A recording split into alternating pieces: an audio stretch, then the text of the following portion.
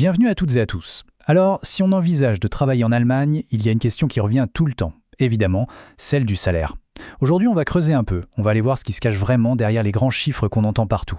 C'est parti, on plonge dans le sujet. Voilà le premier chiffre qui attire l'œil, celui qu'on voit partout. 55 608 €. C'est le salaire annuel brut moyen prévu pour 2025. C'est sûr, ça a l'air pas mal du tout, mais ce n'est vraiment que la partie visible de l'iceberg. Parce que la vraie question, c'est bien celle-là. Qu'est-ce que ce chiffre veut dire, concrètement? Est-ce que ça représente la réalité pour la plupart des gens? Spoiler, pas vraiment. Et on va voir pourquoi. Ok, pour bien commencer, il faut qu'on parle le même langage. Avant de se lancer dans des comparaisons, il est super important de comprendre de quoi on parle quand on aborde le salaire dans le contexte allemand. Et en Allemagne, le point de départ de toute discussion sérieuse, c'est le salaire brut, le Bruttogehalt. Pourquoi? Eh bien, c'est assez simple. Le net, c'est une affaire très personnelle. Ça dépend de la situation familiale, de la classe d'impôt, bref, de plein de choses. Du coup, pour pouvoir comparer ce qui est comparable, on se base toujours sur le brut. C'est la seule référence fiable. Bon, maintenant qu'on est au clair sur le brut, attaquons-nous à ce fameux salaire moyen. Et là, attention, il y a une petite subtilité statistique qui change absolument tout. Et voilà, la différence elle est là. Le salaire moyen, à 4 634 € par mois, est un peu faussé parce qu'il est tiré vers le haut par les salaires des grands patrons, par exemple. Le revenu médian, lui, est bien plus parlant. À 4 346 €, il nous dit tout simplement que la moitié des salariés gagnent moins que ça et l'autre moitié gagne plus. C'est donc un indicateur beaucoup plus proche de la réalité de la personne lambda. Bien sûr, un salaire, ça dépend aussi énormément du secteur dans lequel on travaille. Sans surprise, il y a des domaines qui payent bien mieux que d'autres. Regardons ça.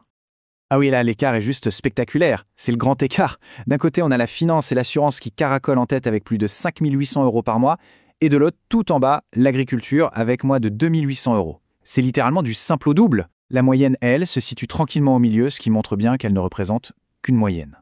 Si on regarde le détail, on voit que le secteur de l'info et de la com, la tech en gros, n'est pas loin derrière la finance. La santé, elle se trouve un peu en dessous de la moyenne nationale. Et sans surprise, l'hôtellerie et la restauration sont dans le bas du classement. Le choix du secteur est donc vraiment déterminant. Alors, après le secteur, il y a un autre facteur qui est absolument fondamental en Allemagne, la géographie. Oui, plus de 30 ans après la réunification, il existe toujours un fossé salarial très net entre l'Est et l'Ouest du pays. C'est une phrase qu'il faut vraiment retenir. En Allemagne, l'adresse, ça compte. Le Land, c'est-à-dire la région où l'on travaille, peut radicalement changer la donne sur la fiche de paie. Prenons un exemple bien concret. Dans le Land de Hesse, à l'ouest, là où il y a Francfort, le salaire moyen est de 3 509 €. En Saxe-Anhalt, un Land de l'Est, on tombe à 2 899 €. Faites le calcul, ça fait plus de 600 € de différence chaque mois.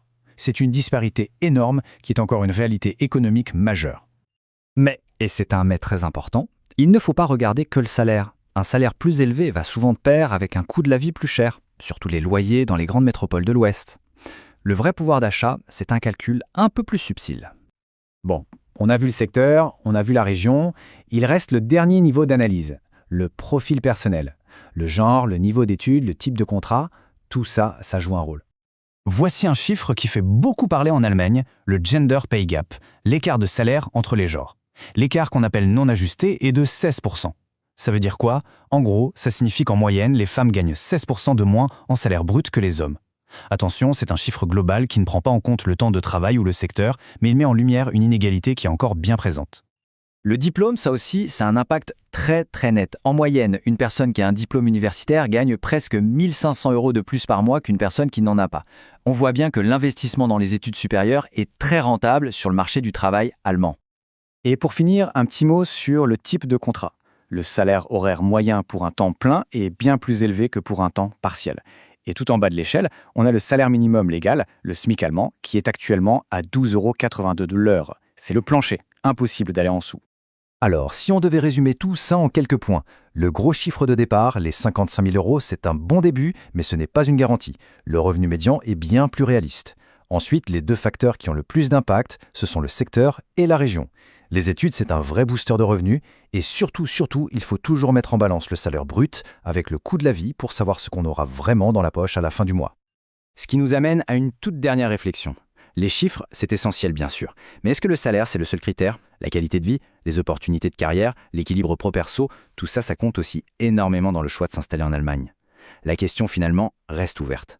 Merci de nous avoir suivis.